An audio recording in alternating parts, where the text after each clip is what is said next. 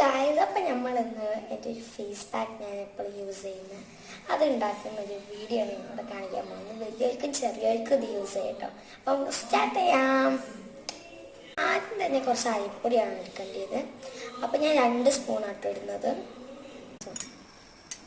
അരിപ്പൊടി നിങ്ങൾക്ക് വേണ്ടിയ അളവിലെടുക്കുക. എനിക്കിപ്പോൾ 2 സ്പൂണ് മതി.